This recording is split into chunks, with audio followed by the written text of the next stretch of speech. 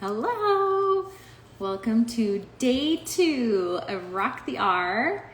Yesterday we had Shelby the SLP, and tonight we have Rebecca Ranking from Adventures in Speech Pathology. Hello, everybody!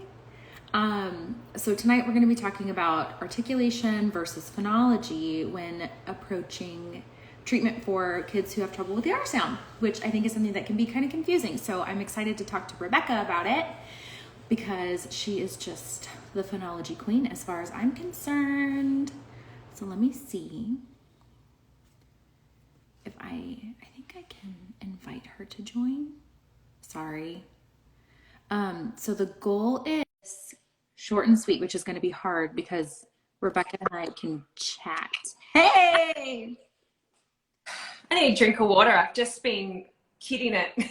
I bet. Oh my gosh. Well, thank you. So you guys, Rebecca's in clinic right now. She's over in Australia, and she cut out like a 30-minute little break for us. So we are going to get to it. Thank you so much.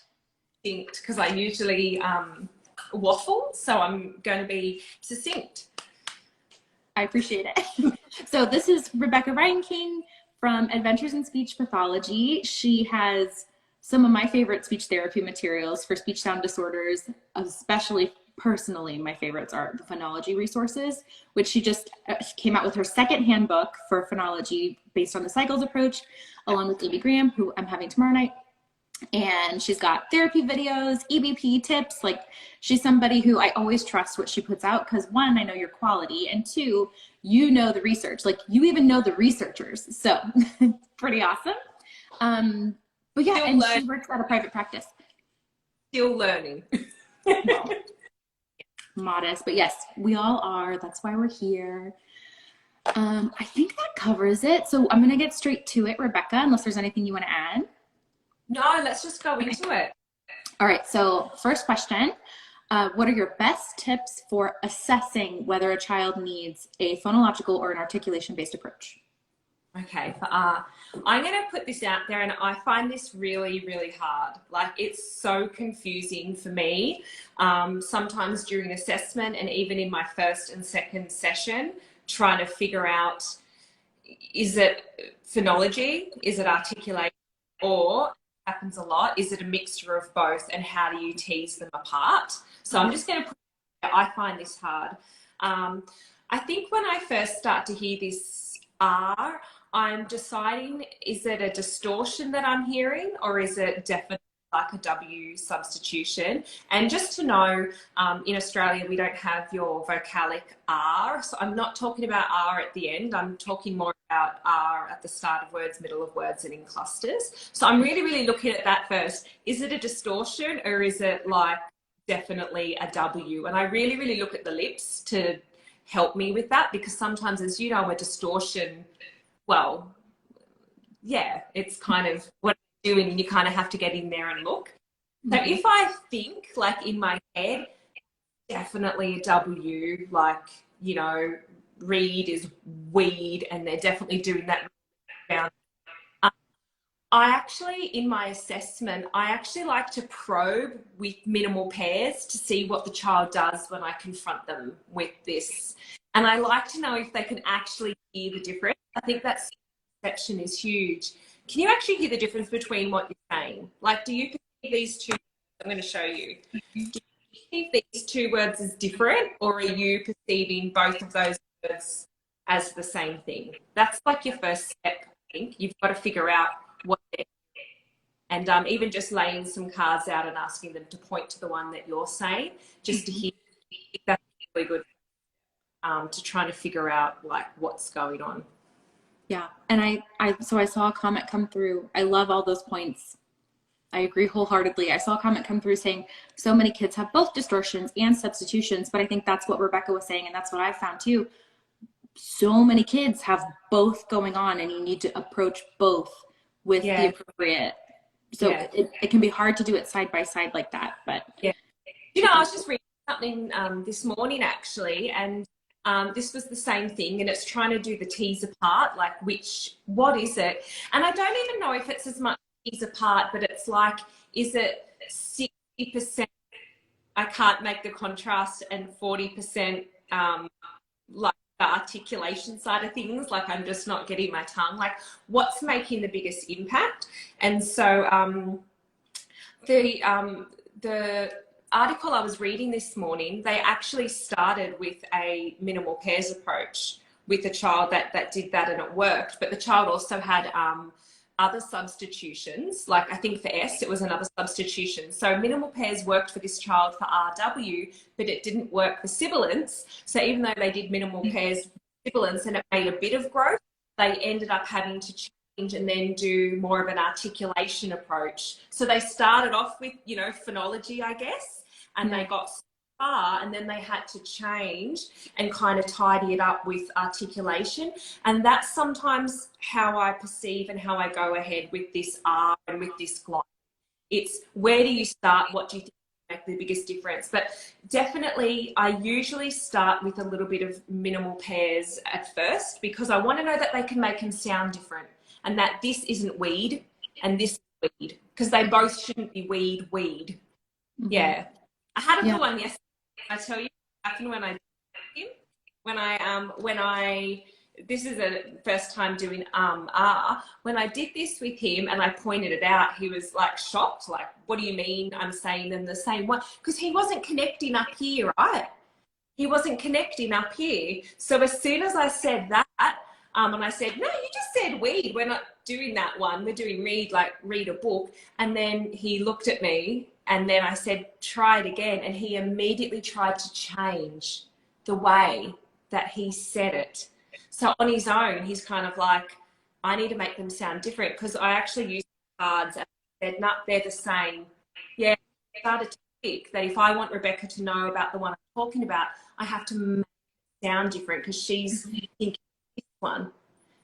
And then I started gently sliding them and going, oh, they sound a little bit different, but they're still kind of the same. And so I kind of used like the cards.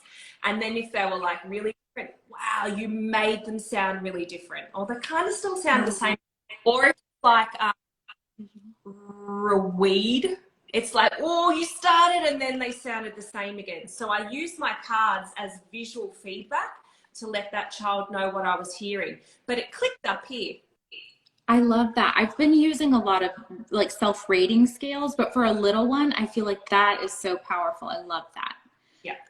So this kind of brings me to my next question. So, and I'm going to add like an additional question to this. Yeah. So I want to know how you work on phonology with a child who's not stimulable, but I also, in line with that, do you feel like you kind of have to address the phonology before articulation, or can you, you know, like you mentioned in that article, or do you kind of do both at the same time? I usually do a little bit of both. Mm-hmm. If they're like really, really not stimulable, and if that distortion is really just evident, like it's just so hard. I think I've shown you this once before. I use a scale as well for a distortion, for how much it's moving away and how it's moving towards the right way. And I might plot on here. I might start with that. I think the other thing as well, though, I guess in my heads, because I do find that idea of a contrast approach and minimal pairs effective, the R words I choose are usually, if I can, words that can be minimal, but I might just hide the W words away. Yeah. I've told you this before, I'm a really big fan of clusters too. Really big fan of clusters. Yeah. Like I think they're like really, really, really, really awesome. So yeah, a lot of the times I just work on hearing them, that they sound different, and hearing that they can hear that I'm making them sound different as well. I think that speech perception part is huge. Kids get so the way that they sound. It's like when they're not perceiving that they sound different or perceiving other people sound different, I think you've really got to work on that, a bit of that perception, hearing that difference.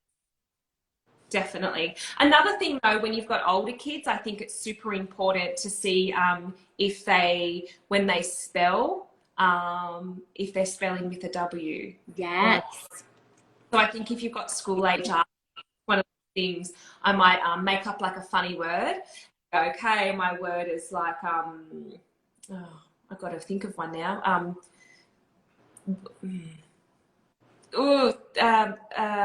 I'm trying to think of a non-word, a CBC non-word, but I'm just thinking of words in my head. Won. Let's say won, okay? So Ron, okay? So if I say Ron, how would you spell that? And I look to see how they spell it as well. And if they're Absolutely. spelling the W, that for me is like more alarm bells. We've got to do more work up here. So I think you've really got to look at especially if they're school age, the spelling and literacy piece as well. I'm getting excited because I'm working on an R assessment and you're like ticking so many things that I'm including. Yeah. I'm feeling Yeah. good about it. Here, can you sound them out? Yeah, matching that level, all of that stuff. I think you've really got to dig deep and see how ingrained this is, you know, or is it just here or is it up here and does it click? Yeah. Absolutely. Absolutely. By the way, I don't know if you're watching the comments. People were like, "Oh, that's yes. Oh my gosh." I mean, I don't know if we can save these comments. I'm excited about. No, you can. People So are, you can write stuff down, Lindsay. oh man. I need But to yeah, like go back and screenshot. yeah, non-words are good, you know, and break them up because kids can usually break up, you know, like a CBC word. Usually, I mean, you know, kindy and older, obviously, it's something they can start to do. Definitely do that and say, like I said, Yeah. they hear that difference. And I'm looking for nearly 90 to 100%. They can't perceive the difference. Well, if they can't hear the difference and be like, that was a W, that was an R, that was an R, Right. then how do you expect them to be able to say them differently when it's Absolutely. just consolidated up here? It's like fuzzy. We want to make it clear. Absolutely. So then if you have a kiddo and really the only thing you hear happening is gliding, what approach would you use? I two options in my head that I'm usually going. Obviously, like mixed pairs is just an approach I really, really like. But complexity approach is something else I've done before. So yeah. So complexity approach, I've written down my pairs here. So you've got 2 element or 3 element choices. So obviously a 2 element would be easy for a child, FR, SHR, THR. THR can be amazing because how many kids have TH and R? I've done that. Wow. That's really cool. Yeah, throw, you know, three, and there's a couple of really good functional ones. So I've actually done that before with some children, and also for 3 element clusters, STR, like street, straw, stray, stripe, and SKR, scratch. So I usually kind of play around with some of them and see, you know, where they come in and how they kind of sound. But I really do, I love minimal pairs so much. I find them so functional. I find that pragmatic feedback, the which one do you mean? What are you saying? It can just click so much up here. And they're like, I'm trying to say this, I'm trying. That to me shows that we need to work more on the fine tuning here when they're, I know I'm trying, but it's just not coming out. So, you know, when you see that frustration, it's like that's where you have to put a bit, you got to put them together. So sometimes give a lot of cues, you know, and you might just pick a few words, even if you just pick, you know, a few words that you would be doing for minimal pairs, but really work getting that really nice R, and, you know, using all your cues to say the R and then being able to contrast them. Yeah, that's something I would do too. So yeah, usually like they're together, but it's like how much of which one do you go with? And I think it's okay to trial something and see, like that study I mentioned did, see you might only get this far and you need the other approach to kind of just make it well-rounded and cap it off. Yeah. Does that all make sense? I think so. I mean, the complexity approach is not something I'm comfortable with, but you don't have a handbook out for that yet, right? Not a handbook, because there's really good free materials out there. Like there are free things. I've got like I do have complexity materials, and I do a little bit of information on the complexity approach in there. But there are like great free tutorials by Dr. Holly Storkel, and then there's I think it's speechpathology.com. It's Okay. Oh my goodness. Yeah, they have a bunch of free, like, great resources. There's this amazing woman, and I just forget her name. Someone might know what it is.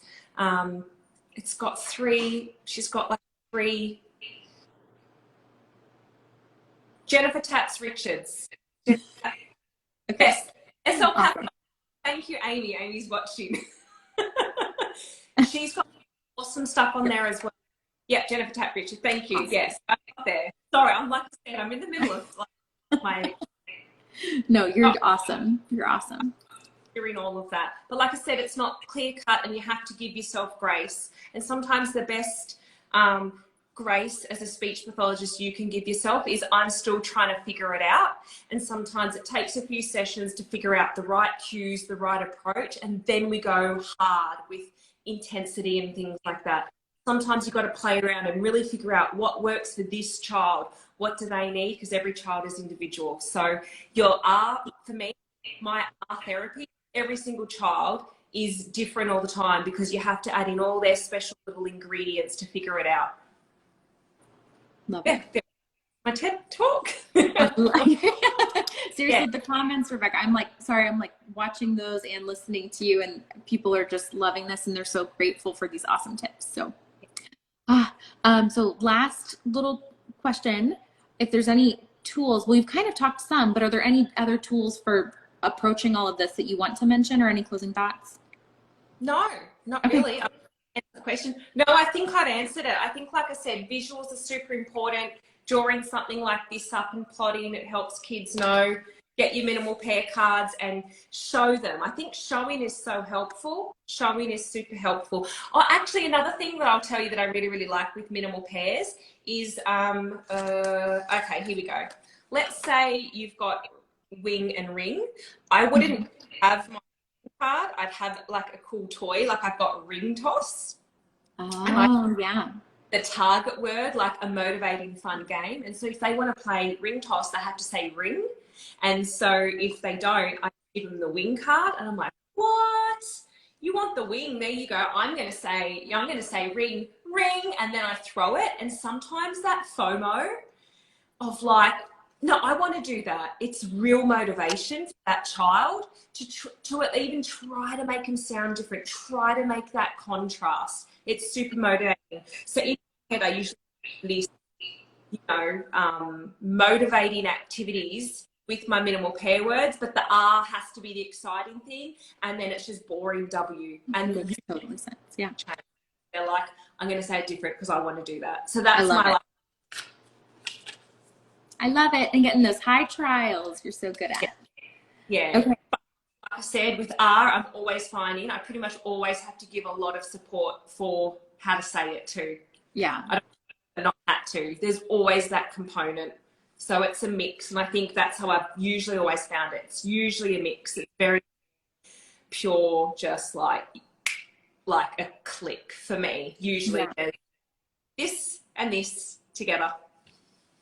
Yeah. I love it. I think I've only ever had one kid who I think was truly just Artic, and they graduated so quickly. But yeah, otherwise I agree. Okay, I've been writing down names because we have a giveaway. Rebecca is giving away Gliding Minimal Pairs Toolkit. Yes. And her Gliding Minimal Pairs Interactive Boom Card. So we're going to have two winners. So Rebecca, can you pick a number? Pick two numbers, 1 to 9. 6. Okay. And 9. Okay. All right. We have Bethy Mart, 9. And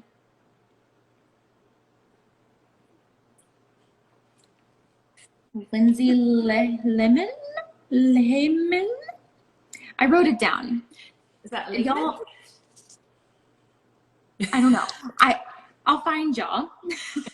we'll DM, and I'll make sure that I hook you up with Rebecca and you guys can get those prizes. Thank you for generously offering those. Rebecca has awesome resources, you guys. So I'll be sure to link some of those in the stories, and I'll link them in my recap on my website. Yeah. Thank you so much, Rebecca. I know you have clinic and you gotta I've got kids in 10 minutes, so I'm back home. I know. toilet, eat, go. I'll let you go. Thank you so, so much for clearing your schedule to do this.